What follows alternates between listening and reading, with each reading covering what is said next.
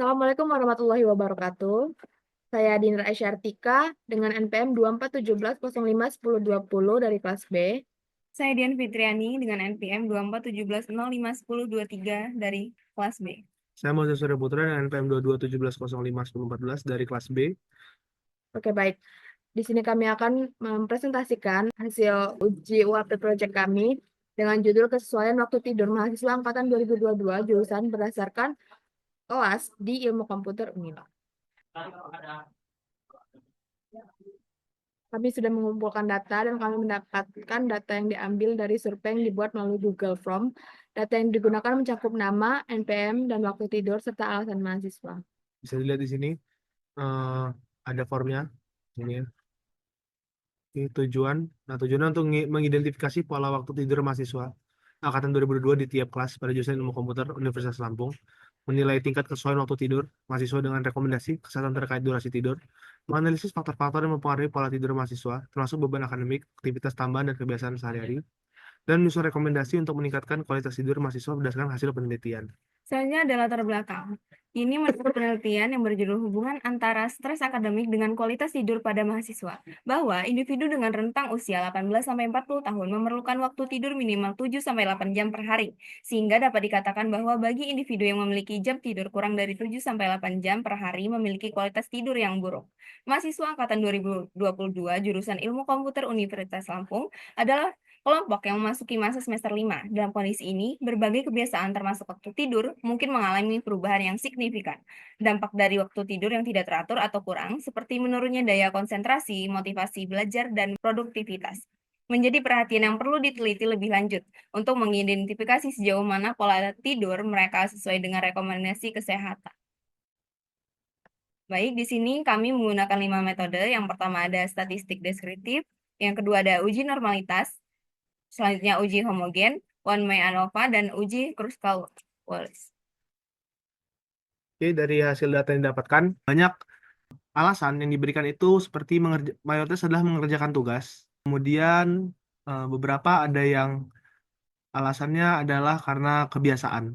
Itu alasan yang paling umum ya. Iya, iya. Kemudian karena bermain game, itu juga alasan yang sering terjadi yang menyebabkan mahasiswa angkatan 22 jam tidurnya berkurang gitu. Oke. Sini akan dijelaskan terkait bagian hasil dan metodenya. Di pertama ini untuk data semua kelas. Uji normalitas dilakukan dengan hasil p-value-nya itu kurang dari ya. Dia kurang dari 0,05, maka distribusinya itu tidak normal karena p-value-nya kurang dari 0,005 ya. Kemudian secara statistik deskriptif, rata-rata waktu tidur itu 6,063 dengan nilai maksimalnya 9,5. Lalu skala minusnya minus 0,19 dan kurtosisnya 0,59. Dengan varians 3,931 dan standar deviasi 1,983. Kemudian ini adalah box. Ini adalah plotnya ya, individu waktu tidurnya. Histogramnya dengan normal curve-nya dilihat di sini. Kemudian histogram dari waktu tidurnya dilampirkan. Kemudian lanjut ke kelas A. Nah, untuk yang kelas A, bagi statistik deskriptif, kami mendapatkan hasil MEAN 5,875, lalu ada standar deviasinya 1,821, variansnya 3,317, lalu ada maksimum 9,5, skewness negatif 0,41, dan kurtosisnya 1,72.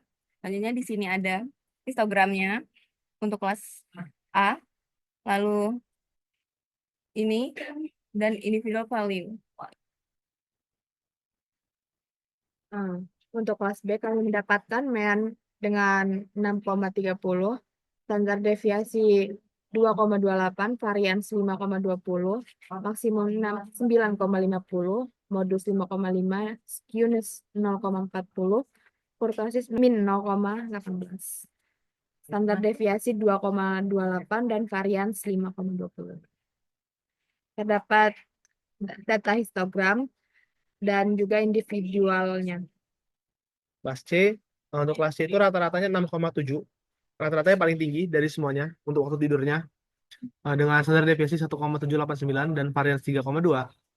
nilai minimum 5,5, kuartil 3-nya 8,5, maksimum 9,5, kemudian scalenusnya 1,26, kurtosisnya 0,31. Ada 3 diagram di sini, ada histogram dengan normal curve, dan individual value plot dari kelas C. Nah, ini kelas D-nya, rata-ratanya 5,83. Kemudian dengan standar deviasi 2,66 ya, variansi 7,07, maksimum 9,5, scalenusnya minus 0,4, dan kurtosisnya 1,33. Dilampirkan juga histogramnya. Nah, untuk data ini diambil dari form waktu tidur yang telah kami buat. Di form waktu tidur yang memiliki 32 jawaban. Ini diambil dari sini. Oke. Lalu lanjut ke uji homogen. Uji homogen ini dari semua kelas itu, untuk kelas A-nya, lowernya 1,24503, standar deviasinya 1,821117, dan uppernya 3,222229.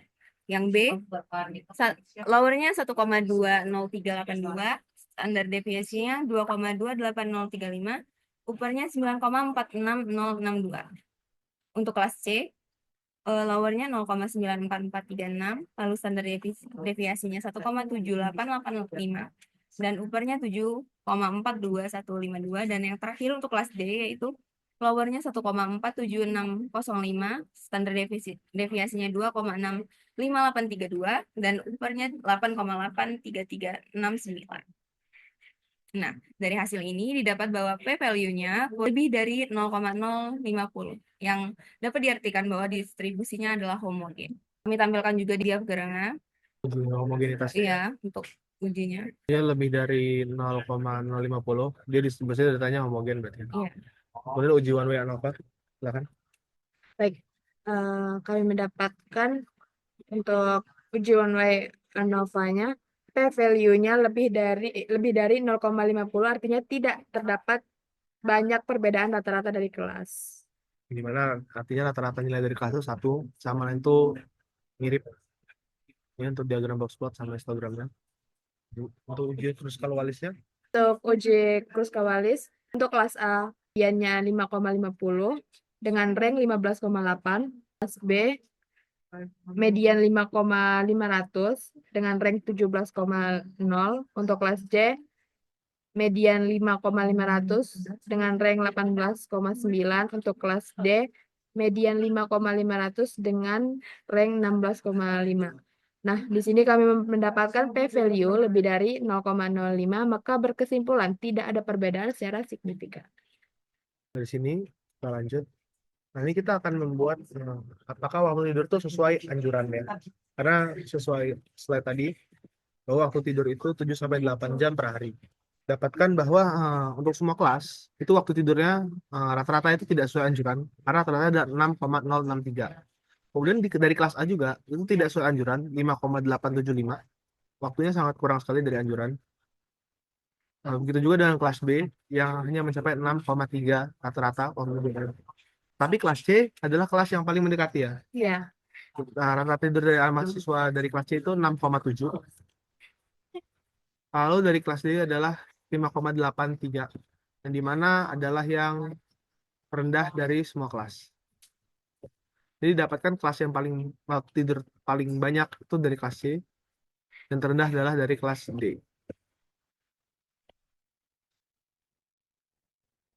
Dari perhitungan data statistika deskriptif didapatkan bahwa memang rata-rata waktu tidur di setiap kelas itu tidak memenuhi anjuran yang seharusnya, yaitu 7-8 jam. Kemudian ada rekomendasi untuk meningkatkan kualitas tidur.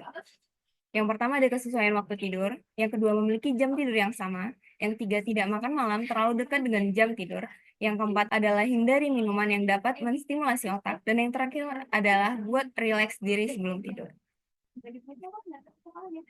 Oke.